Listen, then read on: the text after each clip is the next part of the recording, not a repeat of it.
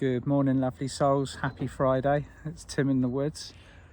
And I don't know whether you can hear it behind me is my friend, Mr. Angry Squirrel. Don't know what's bugging him, but I always find that noise really funny. I don't know why. So yeah, I want to pick up on a subject which is kind of very real for people at the moment and appears to be cropping up more and more.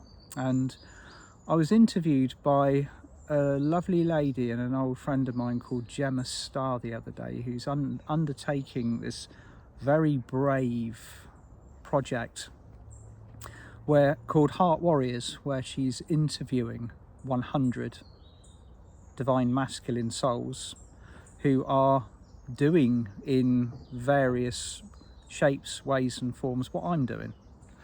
And okay, you know, we're all on the spiritual pathway, but there's been this continuous it's been noted right from the word go, since the gun went off, since we all started kind of on this spiritual trajectory, that the ascension process so far has belonged to the ladies. And so say for example, I'll run a workshop with 150 people in it. The majority of souls attending will be women, divine feminine souls.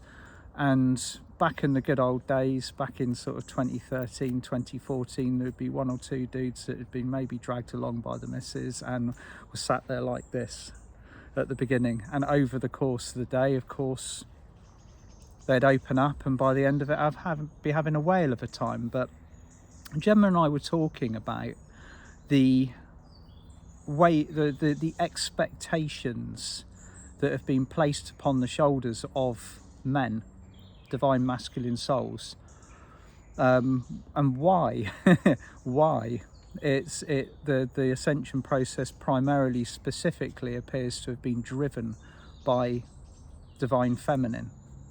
I mean, I class this process of really beginning in 2012. Of course, many of us were privy to spiritual awakenings before that. We're what's known as the way showers. I've been awake most of my life, but I was catapulted into the world I'm in now just before my 18th birthday. And if you watch the interview with Gemma, you'll hear about the story. I'll put the link for it. I'll put the link for it in, and I'm sure she's had many other very interesting conversations as well with other representations of masculine energy. So why is there such a gap? Okay, what's created this imbalance, or so what we perceive as an imbalance between you know, on the spiritual pathway with men and women? Why is it that the men don't appear to be stepping up or picking up or interested or doing the things that maybe are expected of a spiritual human being? And I laid this out on the line in the interview, that the distance between the ego and the heart is far shorter for women. Okay, now you can say the circumstances of the world, the situations, the imbalances of energy are all to contribute to this supposed imbalance that we can see, but ultimately it lies with our soul contract when we have agreed to wake up. And so this always goes full circle. I always hear it, I always see it, particularly within relationships and families where there's one person awake and they're frustrated, they're alone, they feel isolated because the people around them are not on their wavelength, and they're starting to get frustrated because you've got no one to relate to. I mean, if you're listening to this now and you can identify with this, you know, and it will probably be a familiar situation for many of us. We woke up, okay, doesn't matter whether we're in a male or a female body, excuse me. So we woke up and all of a sudden we're on our own in many cases, because the people around us are not choosing to engage on that aspect of their soul mission yet. So around the world we've got this rolling ball, this incredible and very turbulent wake up pushing everybody to the limits of their boundaries, their endurance, their mental health, all of these other situations, until crack, the pot opens, the inside, all of the what was contained within the pot spills out, and the flowering, the awakening, the seed growing begins. So all around our entire world, within our realms of perception, outside of our realms of perception, this global wake up is occurring according to soul contract. So we've got the exterior triggers. There's always the exterior triggers that will enter our lives and catapult us from one state of consciousness into another. And in many cases, these are resisted. You know, if you're waking up a little bit later, the chances are that you've been resisting this energy for 10 years. The energy moved from 3D to 4D, like the cosmic moment, on the 21st of December 2012. And from that point onwards, it's like salmon swimming against the tide, it's swimming against the river. This flow of energy coming in from the cosmos is so incredibly, overwhelmingly potent and powerful now. To remain asleep on this planet is a lot harder than waking up, to resist the urge. So this is why these people are becoming increasingly pressurized. This is why 3D society is becoming more, we would regard them as captives within the matrix, captives of overbearing organizations, situations, financial circumstances, belief systems, religious systems, all of these other things that we get plugged into, or we were plugged into, that we've unplugged ourselves from. We are busy freeing ourselves and beginning to find our way in the new circumstances. But regardless of all of this, the imbalance remains. Okay, so yeah, I'm a dude. I'm a divine masculine soul, embodying all aspects of what I would regard as as my spiritual process. I love crystals, Atlantis, the angels, the unicorns, the dragon realms, the cosmic souls that are helping us, all aspects of us. This has been my life. It has been my drive. It is absolutely everything that I've immersed myself into and that I live for. And I've always known that there's a forward-moving plan. Didn't know what it was, didn't know how it was going to come, but that's my thing. So this conversation with Gemma was like, well, how come it's such a small percentage of men that are holding this particular aspect, this view? And I said, it doesn't matter. Okay, it doesn't matter that the other divine masculine souls aren't doing what I'm doing, or doing what our particular field is doing. What matters is that they are good people, and during the course of their soul wake up, moving from the matrix infusion, which everyone is trying so hard to unplug from, into this more conscious and illumined state, it doesn't matter how we form or operate within. As long as we are operating from the heart, that is all that matters. So around us at the moment on this planet are millions and billions of divine masculine souls who have yet to step into their roles. And I really strongly believe that a lot of them are already preparing. Okay, they're already taking the steps. They're already moving from what would be, what we would regard, or maybe sometimes even judge as an ego-centered existence, into a more heart-based one. So again, it goes back to the subject that I've covered before about compassion and understanding, removing our judgment and our expectations that we place upon other people, and what we think they should be doing, and what we think they should be believing, or the ways that we think they should be acting, and just let this process take its course. Let the flow of energy do its job. Because while we are kind of building in frustration and anger and wanting everybody around us to be like us, we're halting that flow of energy, not just for ourselves, but for other people. If we let go of that judgment, if we just simply allow the energy to do what it's here to do and be who we're supposed to be, everything around us will rise to that frequency. It will step up. So you might be listening to this and you might be involved in a partnership or a marriage or a relationship or a working environment or a family setup where everybody else around you is just plugged in still. Or if they're not plugged in, they're actually, with being plugged in often comes the obstructive behavior that we've experienced. I mean, how many of you, I don't even need to see a show of hands on this. How many of you have received resistance, criticism and judgment from people around you who are alarmed, or if not shocked and horrified at the fact that you have woken up and you have changed? We don't just change physically when we awaken. Our energy completely goes through an unrecognizable metamorphosis.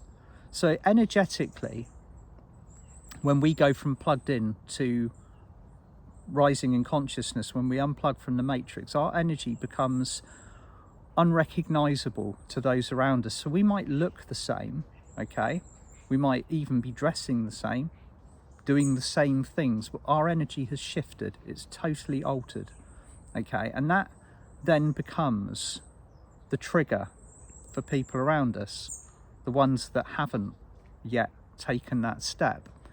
And so until they have acknowledged or stepped up or not stepped up, whatever their soul contract is, to align with the higher energies, it creates friction, it creates resistance. If you look at how nature operates, say you've got a pack of animals, it doesn't matter what those animals are, if one of them is not matching the other's energies, the others will turn on it. So energetically, it's a little bit like that. When your energy rises, and it rises quickly when you step onto this pathway, we change how we speak, how we act, how we feel to others. Everything about our previous version changes. So that automatically triggers that survival instinct in those around us, and that is why in many cases we get attacked. We go through that initiation, which is to prepare us for a state of more often than not a state of acceptance, non-judgment and unconditional love, is to go through that process of honouring our own shift regardless of the criticisms and the judgments around us. So here we are on this planet at this moment in time with all of these, I believe that the downpouring of the divine feminine energies, that first initial deluge of divine feminine energy that came in from 2012 onwards, is coming to a conclusion. Okay, we've balanced the imbalance. Okay, we've poured enough of that cosmic light source into the initial the trigger of our ascension process to balance things out. If you have a float, it's now floating even, and because before it was a very much a masculine, our environment was a masculine dominated, ego driven planet, and that's what Earth was, the learning zone that we learned in for 10,000 years. So now, out of this new balance, we are setting the stage for what I believe will be the rise of the divine masculine, the stepping up of the divine masculine. So for all of you who are wanting, wishing, yearning and searching for that representation of divine masculine energy, it's on its way, it's coming, but it's just taking longer to reach fruition. And many of us are impatient. We feel that we've waited long enough for the right circumstances and the right environment around us and the support that many of us need. But ultimately what the universe has been saying is that you shouldn't need anything apart from yourself for this process until you are absolutely able to sustain yourself on this planet, in your body, with your energy, with your own guidance, with your own mastery. Then until you've walked through that gateway, there will be, the support will come in after you've passed through that. So ultimately everything comes down to us, doesn't it? How we view ourselves, how we love ourselves, how we move through our processes. And out there in this world, millions of men are already adopting their ascension stance. They're making the preparations for moving from ego to heart. And so many are doing it in a subtle way, in a way that you and I wouldn't initially identify with unless we actually start looking for it. So the roles they are adopting are roles of goodness, of kindness, of love, of interaction, the ability to listen, the ability to support, that masculine strength. But they might not necessarily be sat in a class surrounded by crystals talking about unicorns. So that's an important point, I think, and one that I've had to look at many times, because of course I've asked the question, why is there such an imbalance in the quantity of men and women on the spiritual pathway? So the next phase is going to be filled with souls who are representing their own facet of light, their own heart-based energy. They are going to be coming to the table unaware that they're even stepping to the table, with all of their gifts and their talents within their fields, their interactions, the words that they speak, but they won't necessarily be identified with it as you and I are. Okay, because if you're listening to me this morning, unless you stumbled across this page by chance, you are probably into the same things that I am. You have the same kind of beliefs, the same kind of perspective, the same kind of outlook on what is going on this amazing world during this very intense rocket ride of a shift. So I believe, on top of all of the other things that we are currently integrating, we're dealing with, to have a sense of loving and happy expectation about these situations, because these roles will be filled. These roles are being filled as we speak, but they just might not be in the way that we'd expect them to be. So, and I'm noticing so much, and while I've been thinking about this, while I've been focused upon it, I'm noticing more and more evidence of this particular conclusion that I'm come to. I was recently away just for a short break in a town in Dorset, and I just had this very random conversation with a guy who's around my age. He's from South London, and we were just talking, but it was evident. I mean, he was telling me he's South London, bit of a boy, had looked like he had 2 pit bulls on a lead kind of thing. But the way he spoke he spoke in a way that proved to me that he was going through a transition. He spoke about his feelings, his expectations, the things that he was going through physically and emotionally. And I don't believe that we would have been having that conversation 10 years ago. He would have still been in the previous role. He would have still been in his previous energy and his body. And although it is an uncomfortable process, many of the souls that we identify with now have had to be broken before they lose their old connections, their old way of life. So there are many people breaking down. A lot of the divine masculine will be crumbling, or appearing to crumble, because they have to lose their old shells, their old ways of protection, their old projections, the old what it takes to be a man, and allow that more vulnerable side to come in, to be able to speak about feelings, to speak about the things that have affected us. And in many cases, that is one of the biggest steps of identifying with the heart rather than the ego, is to become vulnerable. And the vulnerability level is going up. It is going up, and particularly the last 2 years has been pivotal in creating that vulnerability, because it is broken down very much. And I've made this analogy before. When you witness how military, the 3D military has worked, they take soldiers in, you know, like all green behind the ears. Some of them are fit, some of them are not fit. Some of them have got mental strength, and some of them are still like, oh, I don't even know what I'm doing. And they are taken through basic training. That basic training breaks them down. And then at the end of the basic training, once they've been broken down and they've had, like, you know, they've been shown what it is that's expected of them, then they start getting built up into that particular machine that is being built.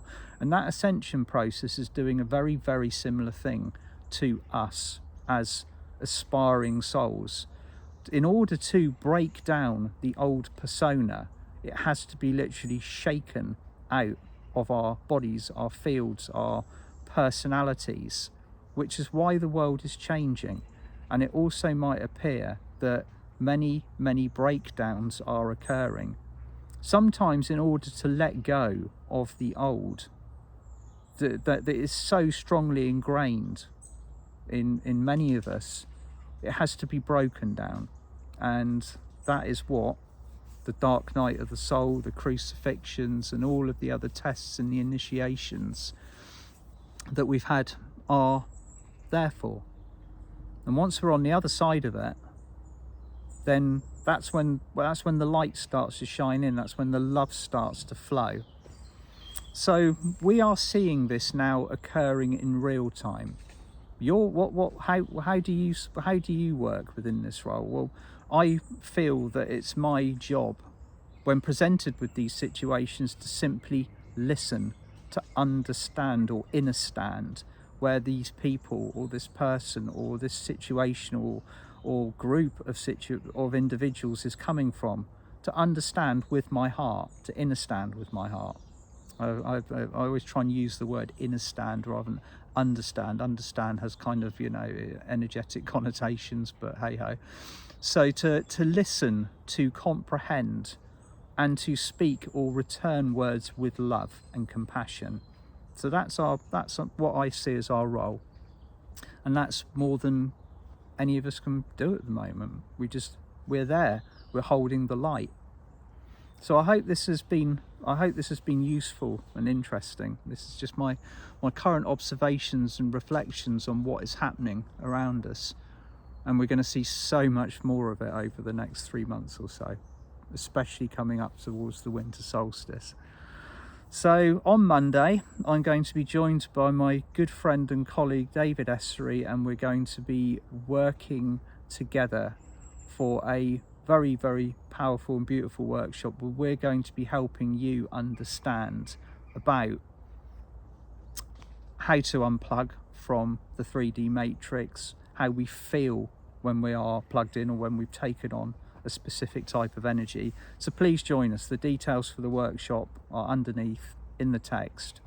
And also a big shout out to the Asgard collection, the Norse project that I'm working on with Donnie and Lavisa. You've probably seen it coming up on my page, but again, still pre-order is available. So please sign up if you're interested or you're drawn to the energy of the beautiful creations that we've made together. And I'll see you Monday morning for Meditation Monday. Bye for now. Lots of love.